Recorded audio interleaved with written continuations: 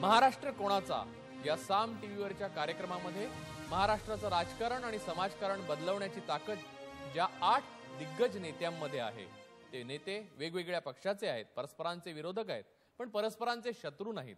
महाराष्ट्र घडवण्याकरता त्यांच्या वेगवेगळ्या कल्पना आहेत, त्यांची स्वप्न आहेत. या साऱ्या नेत्यांमध्ये आज महाराष्ट्र कोणाचा मध्ये आलेले आहेत महाराष्ट्र भारतीय जनता पक्ष प्रदेशाध्यक्ष नितीन गडकरी. नितीन गडकरी हे आपल्या कार्यकुशलतेसाठी आणि आपल्या कार्यक्षमतेसाठी प्रसिद्ध आहेत. त्यांनी मंत्री असताना जे फ्लायओव्हर्स बांधले ते कित्येक वर्षात अगोदरच्या सरकारांना जमलं नव्हतं. हे एकच नव्हे, अशी अनेक कामं त्यांनी करून दाखवली आणि विजय मिळवणं, विजयासाठी प्रयत्न करणं ही त्यांची खासियत आहे. महाराष्ट्र कोणाचा मध्ये महाराष्ट्रासंबंधीची त्यांची स्वप्न आणि त्यातल्या समस्या यावर ते बोलणार आहेत. नमस्कार नितीन. नमस्कार. सर्वसाधारणपणे असं होतं की जे पक्ष सत्तेवर आहेत अँटी इन्कम्बन्सी फॅक्टरमुळे सत्तेतनं जातात आणि विरोधक सत्तेत येतात, पण शिवसेना भाजप युतीला अशा प्रकारच्या लोकांच्या नाराजीचा फायदा घेता मागच्या वेळेला आला नाही. त्याचं विश्लेषण करून येऊ घातलेल्या लोकसभेच्या आणि नंतरच्या विधानसभेच्या निवडणुकीत तुमची विरोधी पक्षातला सर्वात महत्त्वाचा नेता म्हणून काय स्ट्रॅटेजी आहे? ही गोष्ट खरी आहे की महाराष्ट्रामध्ये गेल्या 8 वर्षापासून काँग्रेस आणि राष्ट्रवादी काँग्रेसचं शासन आहे.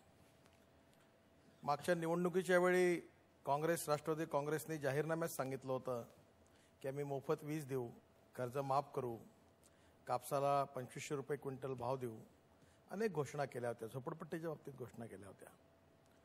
पण निवडणूक झाल्यानंतर मुख्यमंत्री म्हणाले की जाहीरनाम्यामध्ये जे लिहिलं असतं ते लिहिण्याकरताच असतं, पाळण्याकरता नसतं. काँग्रेसच्या अध्यक्षा प्रभारवर म्हणाले की तत्कालीन अध्यक्ष तत्कालीन अध्यक्ष त्यावेळेच्या ही प्रिंटिंग मिस्टेक आहे. आणि सुशील कुमार शिंदे बिचारे प्रांजळपणे त्यांनी सांगितलं की आमचा निवडणूक स्टंट होता. म्हणजे एक प्रकारे महाराष्ट्राच्या जनतेची फसवणूक केली.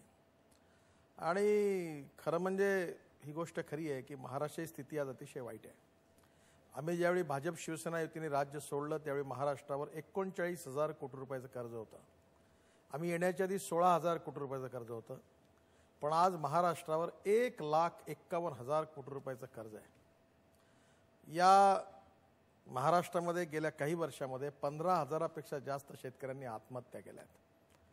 आणि उत्तर प्रदेश बिहारचं नाव प्रसिद्ध होतं लोड शेडिंग करता, की जिथे 18 तास आणि 16 तास.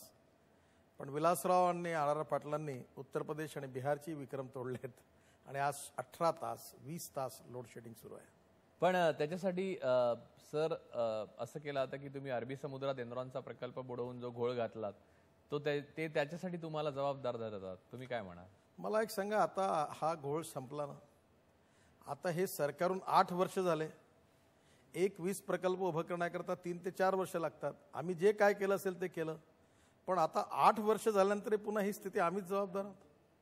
म्हणजे 8 वर्ष काँग्रेस राष्ट्रवादी काँग्रेसचा संसार सुरू आहे आणि 8 वर्ष झाले यांच्या घरचा पाळणा हल्ला नाही, वीज मिळाली नाही, त्याला आम्हीच जबाबदार. हे आमच्यावर अन्याय करणार नाही का? सह्याद्री गेस्ट हाऊसमध्ये जे 13 वीज प्रकल्पाचा सामंजस्य करार झाला होता, त्याची विधानमंडळात वळसे पाटील साहेबांनी घोषणा केली, त्यातला एक तरी प्रकल्प मार्गी लागला का? तुम्ही जर सत्तेवर आलात तर तुमचं स्वप्न काय? महाराष्ट्राबद्दलचं काय स्वप्न आहे? प्रगतीची आणि विकासाची 2 महत्वाचे घटक आहेत. पहिला विषय आहे इंडस्ट्री आणि दुसरा विषय आहे शेती. जर इंडस्ट्रीचा विकास करायचा असेल तर 4 विषय आवश्यक आहे: water, power, transport and communication. आणि शेतीचा विकास करायचा असेल तर 4 गोष्टी आवश्यक आहेत: बीज, सिंचनाच्या सुविधा, खतं आणि बी बियाणं. या आणि खतं बियाणं आणि साधारणतः सवलतीच्या दरामधलं कर्ज. या 4 आम्ही जर गोष्टी इंडस्ट्री आणि शेतीला या गोष्टी जर उपलब्ध करून दिल्या तर आमचा ग्रोथ रेट वाढेल, रोजगाराची निर्मिती होईल, पर कॅपिटा इन्कम वाढेल, महाराष्ट्र चित्र बदलेल. मला एक सांगा, मुख्यमंत्री अमेरिकेत गेले, पतंगराव कदम अमेरिकेत गेले आणि अशोकराव चव्हाण अमेरिकेत गेले आणि इन्व्हेस्टमेंट आणायला गेले. अहो, ज्या राज्यात 18 तास लोड शेडिंग आहे तिथे उद्योग आणायला त्या उद्योगपतींना काही कुत्रा जावं लागावं? मुळामध्ये सुशील कुमार शिंदेने जी वीज माफी केली होती, म्हणजे जिथून विजेचं दुष्टचक्र सुरू झालं वीज माफी, ते बाळासाहेब ठाकरेंनी पहिली घोषणा केली, आम्ही मोफत वीज देऊ. बघा, मी सांगतो, बाळासाहेबांनी जी घोषणा केली ती 2 वर्षात त्याची अंमलबजावणी करता येईल. मी कमीत कमी माझ्यावर विश्वास ठेवा की महाराष्ट्रात बाळासाहेबांनी जे म्हटलं किंवा जे युतीने म्हटलं ते मी करून दाखवलं. मी तुम्हाला सांगतो 2 वर्षामध्ये वीज निर्मिती करून शेतकऱ्यांना मोफत वीज देणं काही कठीण नाही, काही कठीण नाही. आज मला एक सांगा, आज यांच्यामध्ये इच्छाशक्ती असती आणि करायची भावना असती तर करता आलं असतं. अजूनही करत नाहीत. कारण काय, खालच्या स्तरावर लँड ॲक्विशन होत नाही, फॉरेस्ट एन्व्हायरमेंटचे क्लिअरन्स होत नाहीत, फायनान्शियल क्लोजर होत नाही, त्यांना छोटे छोटे NOC मिळत नाहीत. एका वीज प्रकल्प टाकायला 28 NOC लागतात आणि या प्रत्येक डिपार्टमेंट प्रत्येकजण त्याच्यावर बसला आहे, तो देतच नाही. मुख्यमंत्र्यांनी किंवा उपमुख्यमंत्र्यांनी जर हाय पॉवर कमिटी केली आणि पटापट सगळे निर्णय केले तर काय पटकन होईल सगळे प्रकल्प. मुंबई पुणे एक्सप्रेस हायवे करता किती कठीण होते गोष्टी, पण आम्ही केल्या, ते प्रश्न सोडवले. विजेची लाईन होती, गॅसची पाईपलाईन होती, ॲक्विजिशनचा प्रॉब्लेम होता, शेतकऱ्यांचं आंदोलन होतं, सगळे प्रश्न पटापट सोडवले. एन्व्हायरमेंट फॉरेस्टचं क्लिअरन्स होतं, किती त्रास झाला, पण इच्छाशक्ती होती. आणि म्हणून या सरकारजवळ इच्छाशक्ती नाही. मी नेहमी म्हणतो की if there is a will there is a way, and if there is no will there is only survey, discussion, seminar, committee, sub committee and research group. पहिल्या नंबरवर असणारा महाराष्ट्र 6व्या नंबरवर गेला. आणि ज्या नरेंद्र मोदींच्या नावाने हे दिवस आणि रात्र खडे फोडतात ते नरेंद्र मोदी गुजरातला पहिल्या नंबरवर घेऊन गेले. खरं म्हणजे महाराष्ट्र एक मराठी म्हणून मला याचं दुःख आहे. तुमचा जो मित्रपक्ष आहे, म्हणजे जसा काँग्रेसचा मित्रपक्ष आहे राष्ट्रवादी काँग्रेस आणि राष्ट्रवादी काँग्रेसचा मित्रपक्ष आहे काँग्रेस, तुमचा मित्रपक्ष आहे शिवसेना. तुम्हाला विरोधकांचा जे काही त्यांच्याबरोबर संघर्ष करायचा आहे, लढा द्यायचा आहे, जे सत्ताधारी पक्ष आहे त्याच वेळेला असं दिसतं की शिवसेनेने सातत्याने भारतीय जनता पक्षाबरोबर मैत्री निभावलेली नाही. अनेक उदाहरणं आहेत. गुजरातात जाऊन सरळ उमेदवार उभे केले, पदवीधर मतदारसंघात तिथे आपला उमेदवार उभा केला जिथे भारतीय जनता पक्षाचा उमेदवार उभा आहे, त्यामुळे तुमचा उमेदवार पडला, राष्ट्रवादीचे निवडून आला.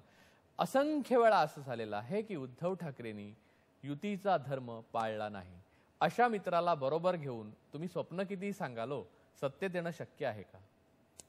पहिली गोष्ट अशी आहे की जे गेलं झालं ते विसरलं. पण प्रत्येक वेळी नवी होतं ना, ते विसरल्यावर मी तुम्हाला रांगेने उदाहरणं देतो तारखांची. मला बघा, ऐकून घ्या देवा, कोणाशी पण मैत्री असतात तर त्यात लहान मोठे विषय निर्माण होत असतात. मुळामध्ये शिवसेनेशी आमची मैत्री या व्यापक हिंदुत्वाच्या हिंदुत्वाच्या हिताकरता आहे. आणि त्यामुळे आता जी काही आमची चर्चा आहे त्यातून झालं गेलं विसरून मिळून आम्ही सगळ्यांनी महाराष्ट्रामध्ये भाजप शिवसेना युतीचं राज्य आणायचं आणि दिल्लीमध्ये लालकृष्ण अडवाणी यांच्या नेतृत्वाखाली NDAचं राज्य आणायचं हे आम्ही ठरवलं आहे. आणि आता आम्ही सगळेजण अंडरस्टँडिंग ठेवून या कामाला लागलो आहे. त्यामुळे मला विश्वास आहे की आम्ही मिळून महाराष्ट्रात देशाकरता आणि महाराष्ट्राकरता आम्ही निश्चितपणे परिवर्तन करू.